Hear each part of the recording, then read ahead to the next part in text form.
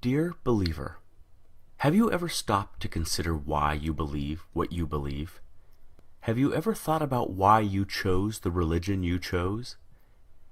Why do you believe in Jesus Christ as the only means to eternal salvation, and not in karma or reincarnation?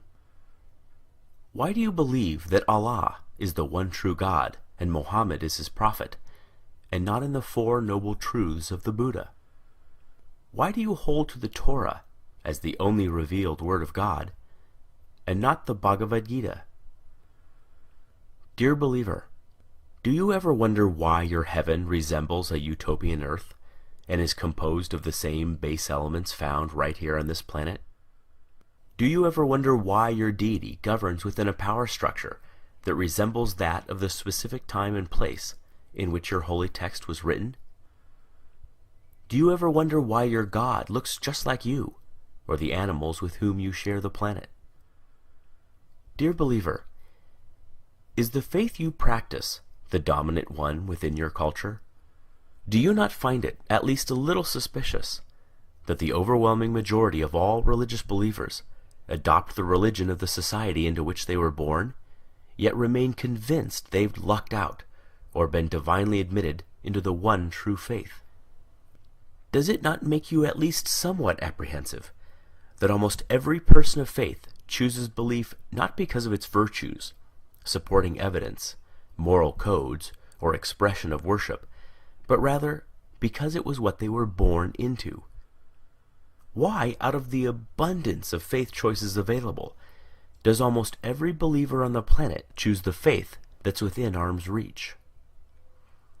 Are you a Christian because you were born in America or Europe?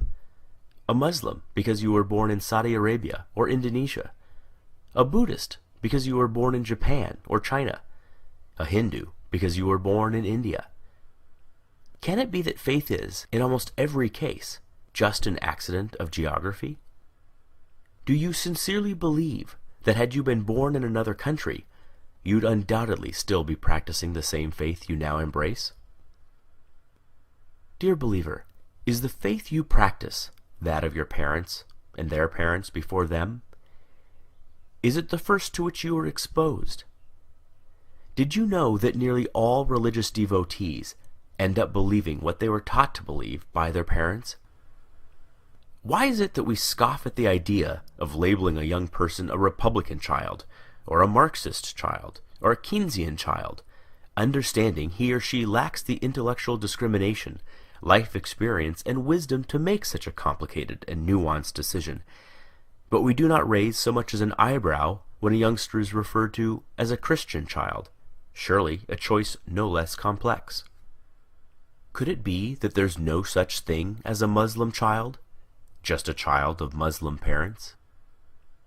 Dear believer, you are supremely confident in your faith. You know it is the right one, and all others are wrong. You are literally willing to bet your eternal soul on that very fact.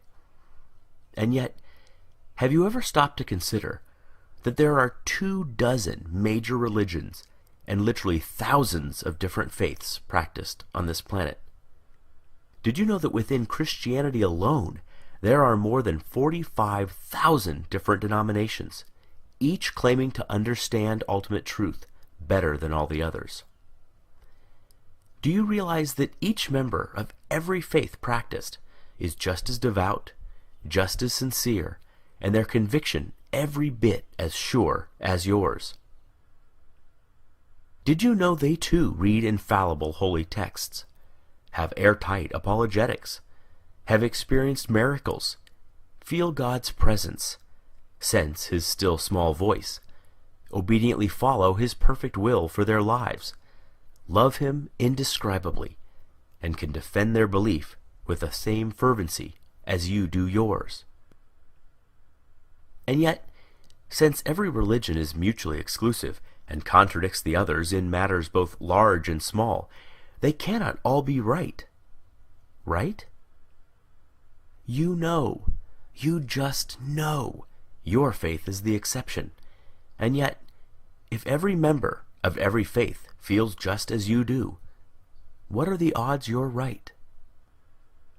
Dear believer, I've often been told that my unbelief is a guarantee of missing out on heaven and ending up in hell. But who's heaven? Who's hell? I've often been told that I should, just to be safe, accept God. After all, what have I got to lose? But who's God? Given so many options, aren't I more likely to choose incorrectly? Might not I be better off wagering on no God rather than on the wrong God? You put it to me, what if you're wrong? But what if you're wrong? What if, rather than Jehovah, Allah is the one true God, or Shiva, or Wu-Tan, or some god on the other side of the planet you've never even heard of yet? The truth is, you already know what it's like to be an atheist in regards to every other faith but your own. It's clear to you that adherents to other faiths are mistaken, deluded, or deceived, but they think the same of you. The way you view them is exactly the way they view you.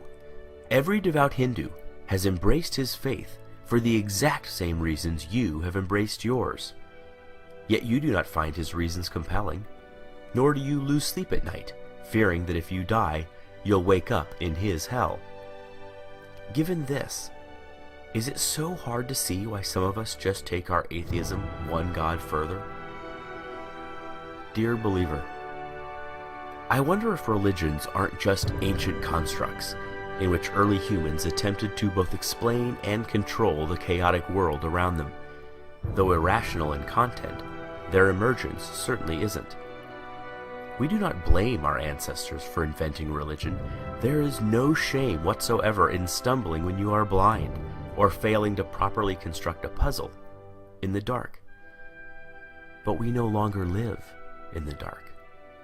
Science is ablaze in our world and illuminates our way, dissipating shadows and exposing even the deepest of crevices. We no longer live in the cave. We have crossed the valley, scaled the mountains, and have begun to make out the magnificent vista on the other side. We no longer require comforting stories to make us feel safe or valued. Is it not time that our beliefs match our discoveries? Is it not time that our ideas reflect our new perspective? There is equal, if not greater awe in reality than there is in fantasy. Perhaps it is time to stop telling ourselves that we are the reason the universe was made, that our culture is somehow better than other cultures, that our tribe was chosen over all other tribes. It is time to learn how the universe really is, even if that deflates our conceits, wounds our pride, humbles our point of view, and forces us to admit that we do not have all the answers. Believer, if you honestly value the truth above all things as you claim, as I truly know you do, you must confront these fundamental questions. Far better, Carl Sagan said, to embrace a hard truth than a reassuring fable.